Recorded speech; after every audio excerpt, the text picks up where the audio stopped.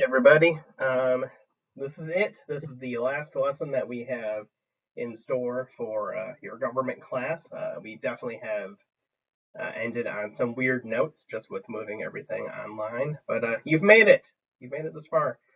Do make sure that you get your assignments in. If you're missing any, this does need to be completed, even the online components, in order to pass the class and then to graduate. So do make sure that that gets done.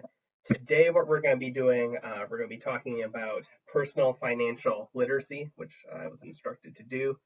That will be relatively brief. And then we're going to do just kind of a few closing things in terms of things to look out for as you continue through the summer and then through the fall, in particular, focusing a bit on the coming election, the presidential election, which will be settled in November.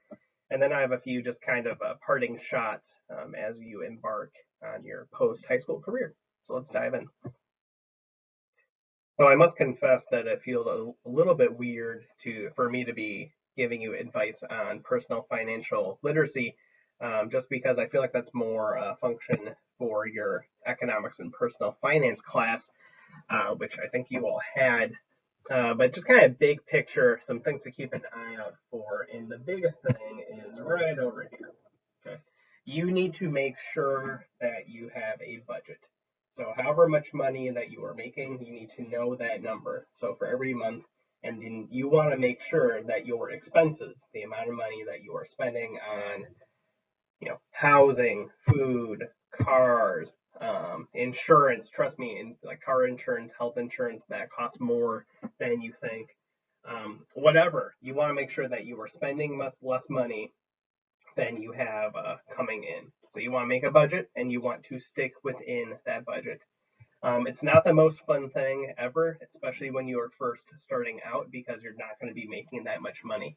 But you got to make sure that you're staying within that budget. Otherwise, what ends up happening is you end up having to take out loans and then you're paying interest on top of that. So you want to make sure you're managing how much money you are spending. I cannot stress that enough. A lot of you guys, if you're going to college, are going to come out with some, at least, student loan debt. That's okay. It's definitely better to go to college if that's within your career goals and to get the education that will be paid off over time. A little bit of debt is not the end of the world. You want to make sure, though, that you are avoiding, if at all possible, debt that has higher interest rates. And the biggest thing is going to be credit cards. I have some buddies that I know from school that got massively, massively, massively in debt when it came to just credit cards. They spent $500 maxing out their credit card and they left that debt there. And while that is sitting there, it is not just sitting, it's growing, it's adding interest. And he had what began as like a $500 just kind of bill grew into got about $10,000 when all of a sudden done, just because he let it sit there and to accumulate interest. So you should have a credit card. I have a credit card, but with your credit card, just make sure that you pay it off every month. If you pay off the credit card off every month, you do not earn interest. But that's an easy way for you to kind of get bogged down when it comes to just kind of your own personal debt. In fact, the credit card companies, quite frankly, kind of prey on that to some extent. They want you to have credit cards. One reason they especially want young people to have credit cards is they're going to rack up. They're going to spend $500 and then just kind of leave it. So just make sure that you're saving money and that you try to avoid that debt whenever possible. Rule of thumb, about 10%, this is after college, about 10% of your paycheck should be going in your savings account. You want to make sure that you have money in the bank account for unexpected expenses, like a car repair, some sort of medical bill. If you are living paycheck to paycheck, which a lot of people do, unfortunately, then you leave yourself very vulnerable to an unexpected expense. Because trust me, those are going to pop up in your life. You want to make sure you have some fallback money. And then if you have to spend whatever is in your savings account on an emergency thing, you want to replenish that as soon as possible. So in terms of post this class, moving on just in the summer, things that you should be watching out for, just in terms of current events. Really what's going to happen with COVID. We are still trying to kind of reopen the economy, and the biggest thing, which I'm kind of afraid of, is what happens if and when we get a second wave, a second kind of a new surge of people that get COVID. How is that going to affect how we reopen? Because right now we are kind of hemorrhaging money just because people are not working. The unemployment rate has spiked dramatically, which is a big, big, big problem. So we want to see how the economy recovers. Right now, the early kind of projections are not really that positive or optimistic. So hopefully we will be able to come through this quicker than a lot of people expect. But unfortunately, that looks like it may not be the case. So definitely watch the economic data, the jobs report, how that's going. We have an election coming up. Yay! Um, so effectively, Joe Biden has won the Democratic nomination. He will be going up against President Trump in November. And one thing that's really interesting that campaign strategists and political scientists are trying to figure out right now is how you actually campaign and run for president in a COVID country. And you're having a lot of issues because normally some of the basic things that you do when you're campaigning for office is you go around, you meet people, you hold rallies, you give big public addresses, you have lots and lots of people there. Um, you get people to show up. Even on the local level or on the smaller scale, a lot of people traditionally go door to door. This is known as canvassing, and it's really, really important. And that's not happening right now. So the candidates have had to adjust. Joe Biden has actually is doing little daily webcast from his basement, if I'm not mistaken, just to be out there, to be there and about. And President Trump actually has a major advantage because he is the president, he is the incumbent. He gives press briefings. Yeah, he has been doing that relatively frequently, although he's kind of stopped doing them as of late. So he has a natural platform, a way to speak directly to the people.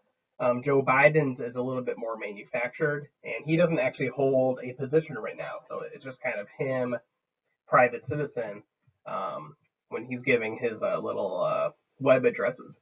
So there's going to be some built-in advantages for President Trump. So we're going to have to see how that affects how they actually campaign. President Trump is kind of famous for having large rallies. Right now, those are not really conducive to good health during this COVID time. So how the candidates adjust is going to be very, very interesting. And finally, when it comes to just kind of watching the election, there's polling out there all over the place, and the thing that you really want to focus on if you're following the races are the swing states, so the states in gray: Arizona, Wisconsin, Michigan, Pennsylvania, North Carolina, Florida. Those are going to be your big, big states. Um, Remember, to win the presidency, the candidate who wins has to get a majority of electoral votes. You of course remember this from class and from a previous lesson. Um, right now, the dynamics of the race kind of favor Joe Biden. Part of it depends on what happens with the economy. If the economy stays bad and catastrophic, actually, then that will benefit Joe Biden. If there is a rebound, that will benefit President Trump. Effectively, it's not quite as simple, but if Joe Biden can win really three of these states, he will probably become president.